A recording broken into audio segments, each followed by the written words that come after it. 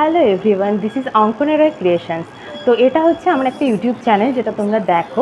এই চ্যানেলে ন্যাচারালি আমি যেটা শেয়ার করি সেটা হচ্ছে আমি ড্রয়িং করতে ভালোবাসি, তো সেই ড্রয়িংগুলো তোমাদের সাথে শেয়ার করি।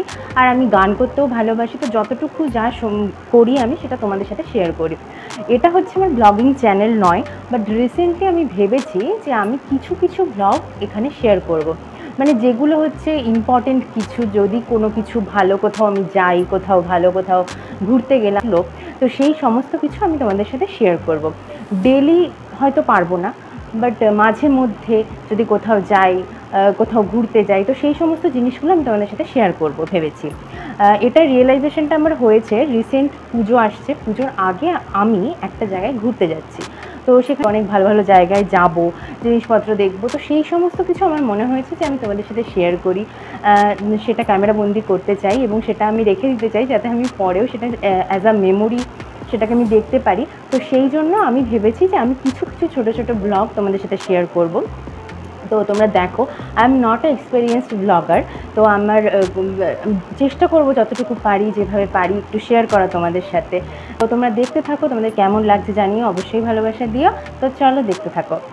আমরা বাড়ি থেকে বেরিয়ে পড়েছি এবং আমরা যাচ্ছি হচ্ছে বেনারস। তো আমাদের হাওড়ার থেকে ট্রেন ধরবো। আমরা বাড়ি থেকে বেরিয়ে ফার্স্টে ম্যাজিক গাড়ি যেগুলো হয়, মানে ট্রেকারে করে আমরা চলে যাচ্ছিলাম হাবড়া স্টেশনে।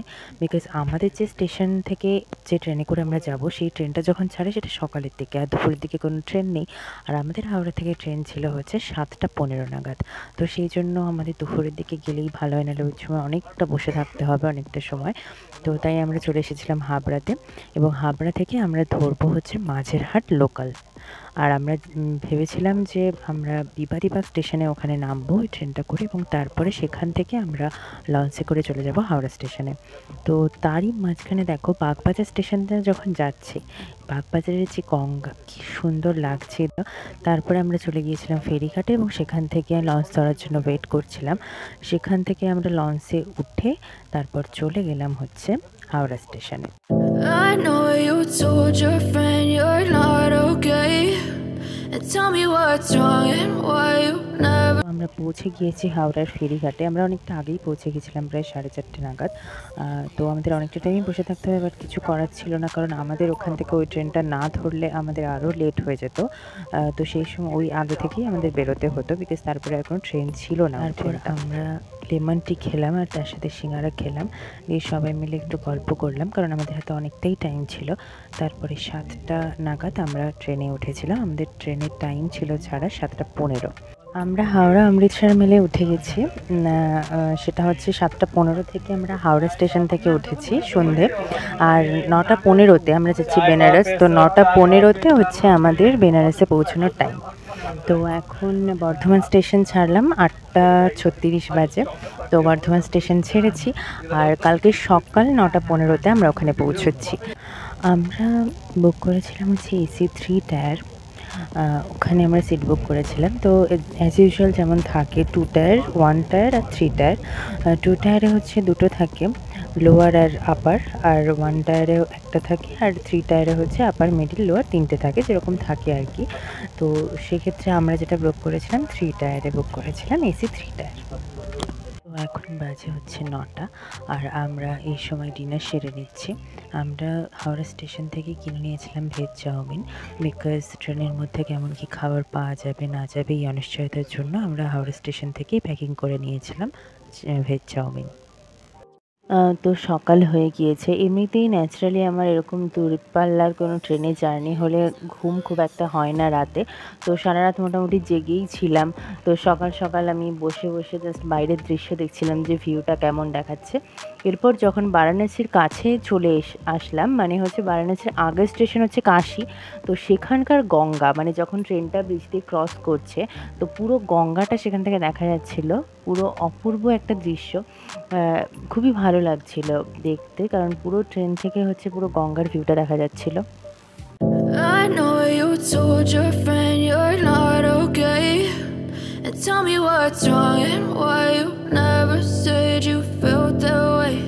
And guess you're trying to stay strong and fake a smile until I look away. But I've known you too long, it hurts to watch your blue eyes fade to gray as you fade. আমরা বেনারস স্টেশনে নেমে গিয়েছি। আমরা ওই 9টা 15-20 নাগাদ নেমে গিয়েছিলাম স্টেশনে। I know you told your friend you're not okay. তারপরে স্টেশন থেকে একটা অটো করে গুথুলিয়া চকের ওখানে গিয়েছিলাম, বিকজ আমরা ইন্টারনেটে ওখানে অনেকগুলো হোটেল দেখেছিলাম, তো সেই জন্য আমরা প্রথমে ওখানেই গিয়েছিলাম। আমরা আগে থেকে কোনো হোটেল বুক করিনি, আমরা ওখানে গিয়েই হোটেল খুঁজেছি এবং বুক করেছি, তো অনেকটা সময় লেগেছিল। হোটেল মিড সিটি বলে একটা লাক্সা থানার ওখানে একটা হোটেলে আমরা উঠেছিলাম। আমার মতে আগে থেকে যদি বুক করার প্রাইস যদি অ্যাফোর্ডেবল হয় তাহলে বুক করে নেওয়াই ভালো, বিকজ ওখানে গিয়ে অনেকটা সময় লেগে যায় হোটেল খুঁজতে। যদি হাতে সময় থাকে তাহলে কোনো অসুবিধা নেই, যেমন আমরা ওখানে গিয়েই হোটেল খুঁজেছিলাম, তো অনেকটা সময় লেগেছিল, বাট অসুবিধা হয়নি। তো তারপরে আমরা এই হোটেলে হচ্ছে যে রুমটা আমরা নিয়েছিলাম সেটা হচ্ছে এসি রুম ছিল। ন্যাচারালি এখানকার হোটেলগুলোতে ওই 2,500-3 এরকমের মধ্যে, 2,500-3,000-এর মধ্যেই ন্যাচারালি হোটেলের প্রাইসগুলো থাকে। তো আমরা এই রুমটা বুক করেছিলাম। রুমটা যথেষ্ট সুন্দর ছিল, টিভি, তার সাথে সাথে dressing table, wardrobe and study table মতো একটা ছিল। ওয়াশরুমটাও যথেষ্ট বড় ছিল এবং পরিষ্কার পরিচ্ছন্ন ছিল, তো রুমটা যথেষ্ট ভালো ছিল। I know you told your friend you're not okay. And tell me what's wrong and why. এখন প্রায় দুপুর 1:30 বেজে গেছে। এখন আমরা হোটেলে ঢুকলাম, তো এখন কিছুটা ফ্রেশ হবে এবং তারপরে কোথাও যাওয়ার প্ল্যান হয় কিনা সেটা ডিসাইড করব। তো আজকের মতো এতটাই, দেখা হচ্ছে নেক্সট ভ্লগে। আজকের মতো টাটা।